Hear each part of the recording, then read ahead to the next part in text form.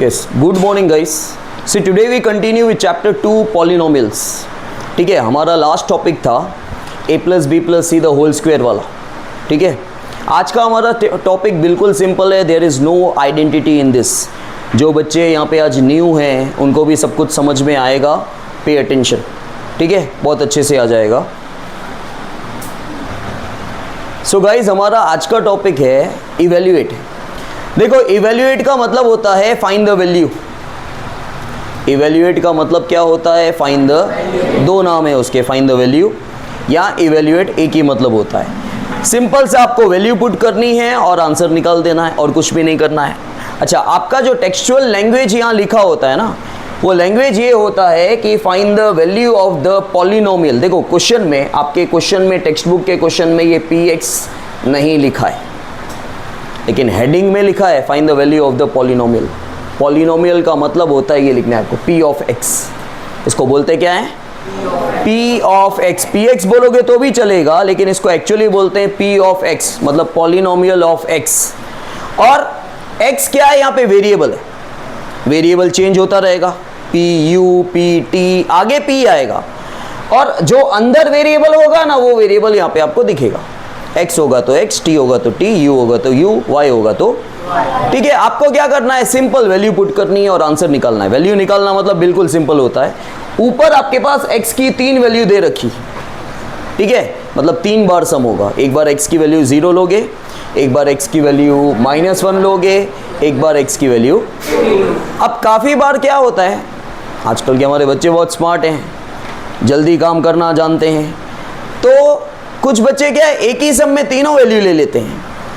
यहाँ पे 0 पुट कर देते हैं, यहाँ पे -1 पुट करेंगे, यहाँ पे 2 पुट करेंगे. बोले सर 3x थे, 3x की वैल्यू थी, पुट कर दी. ऐसा नहीं करना है भाई ये. ठीक है, आपको x की जगह सेम वैल्यू पुट करनी होती है. तो पहले x की जगह क्या करना है? 0 लेना है. ठीक है, तो यहाँ पे आपको क्या करना है? यहाँ पे आपको लिखना है p x की जगह जहाँ जहाँ x है वहाँ वहाँ 0 पुट करना है. तो पहले जहाँ जहाँ x है वहाँ पे ब्रैकेट बना के 0 पुट कर दो. बाकी सब सेम लिख दिया, पावर ये वो साइन वाइन सब सेम, सिर्फ हमने 0 पुट किया. अब हम उसको सॉल्व करेंगे. लेकिन ये क्या है? ये सिंप्लीफाई एक तरह से इवेल्युएशन है. इवेल्युएट में क्या होता है, पहले अगर पावर है ना तो पहले पावर सॉल्व करोगे, फिर मल्टीप्लाई करोगे, फिर प्लस माइनस होता है. आई रिपीट, सबसे पहले पावर है तो पावर सॉल्व करोगे, फिर मल्टीप्लाई होगा, फिर प्लस माइनस होगा. इतना ही स्टेप होता है हमेशा. तो देखो यहाँ कोई पावर है या, चलो पहले देख लो, कोई भी पावर है क्या सम में? यहाँ है, तो बाकी के नंबर सेम लिख दो. सबसे पहले पावर को सॉल्व करते हैं. ठीक है, 0 का स्क्वायर मतलब 0 इंटू 0, तो ये 0 प्लस 3. अब मल्टीप्लाई करेंगे, 5 0 जा 4 0 जा प्लस 3, दैट इज हो गया, खत्म, आंसर 3. अब आप x की जगह क्या पुट करोगे? तो जहां जहां x है वहां वहां -1 आप पुट करोगे. ठीक है, चलो पहले पावर है क्या? करो पावर सॉल्व. अब देखो तुम्हारा बेस क्या है? बेस कौन बोला? किसने बोला? मेरे एक्सप्लेनेशन के बीच में आपको नहीं बोलना है कुछ भी. मैं पूछूं तब बोलो. देखो बेस आपका नेगेटिव है ना, और पावर इवन है, तो आंसर पॉजिटिव हो जाएगा. हमेशा याद रखना, पावर इवन हो, बेस कुछ भी हो, चलो बेस आपका नेगेटिव हो या पॉजिटिव हो, पावर इवन है ना तो आंसर हमेशा पॉजिटिव आएगा. ऐसा क्यों? क्योंकि आपका माइनस माइनस कैंसिल हो जाएगा. -1 का स्क्वायर है ना, मतलब -1 का स्क्वायर का मतलब -1 इंटू -1, माइनस माइनस. अगर आपको डायरेक्टली नहीं समझ में आता है तो करके देखो, आपको समझ में आ जाएगा. तो ये क्या आ जाएगा? ये 1 आ गया, 3 का 3. नाउ मल्टीप्लाई करते वक्त, अब मल्टीप्लाई की बारी, पावर तो सॉल्व हो गए, अब मल्टीप्लिकेशन की बारी. मल्टीप्लाई करते वक्त हमेशा हमें क्या चेक करना होता है? रुद्र किसकी साइन? पहले ब्रैकेट वाले की, अगर ब्रैकेट के बाहर कोई साइन हो तो वो भी चेक करना. नहीं, ऐसे नहीं.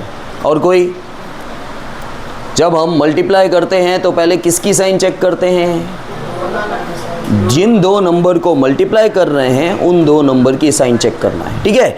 तो हम किन दो नंबर को मल्टीप्लाई करने वाले हैं, 5 और 1 को।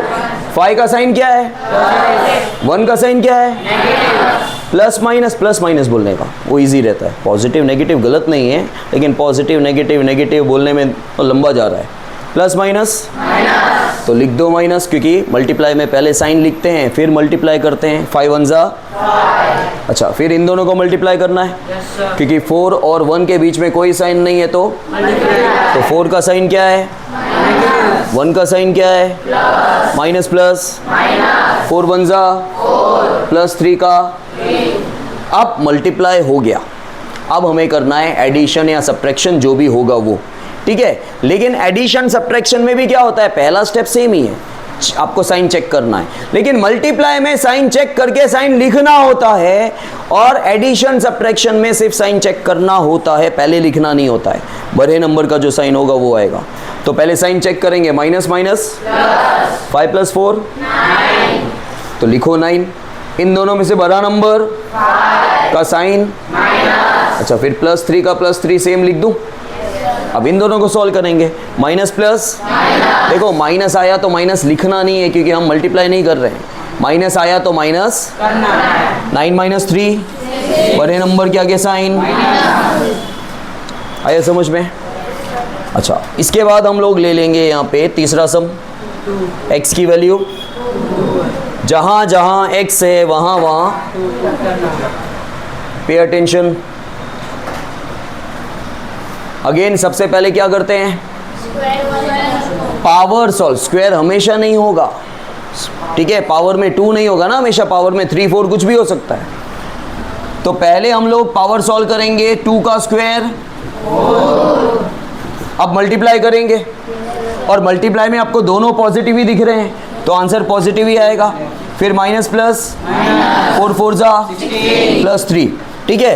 अच्छा, +10 - 16 प्लस माइनस 16 में से 10 गया, बड़े नंबर के आगे साइन अच्छा -6, ठीक है। इन दोनों का क्या आया, -6 + 3, तो -6 + 3 माइनस प्लस 6 में से 3 गया, बड़े नंबर के आगे साइन, तो आंसर इज -3। आया समझ में?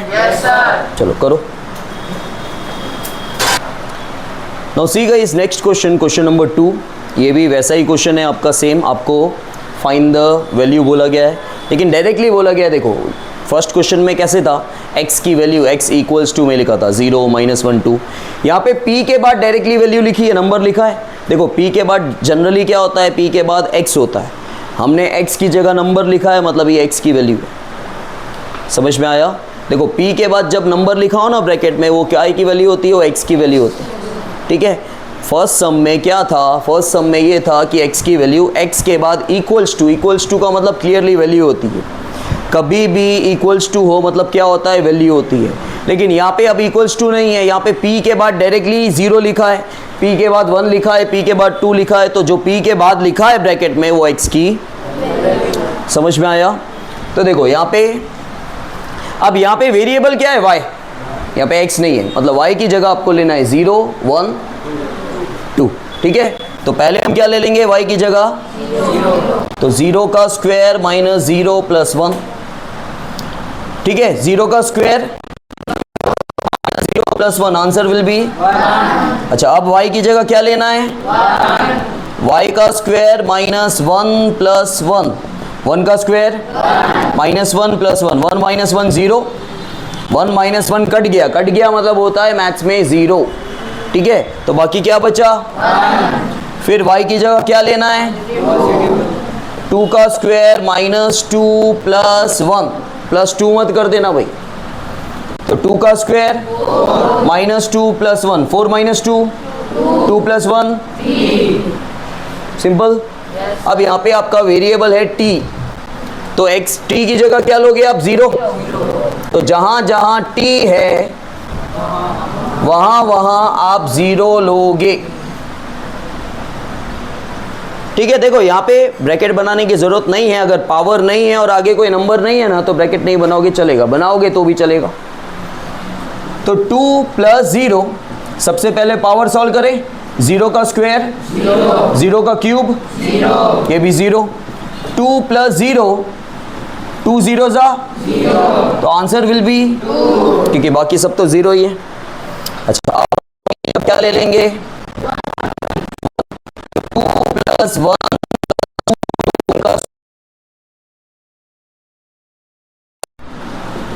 2 प्लस 1 प्लस 2 1 का स्क्वायर 1 का cube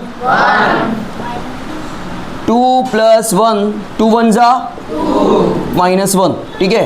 now 2 plus 1 3 plus 2 5 minus 1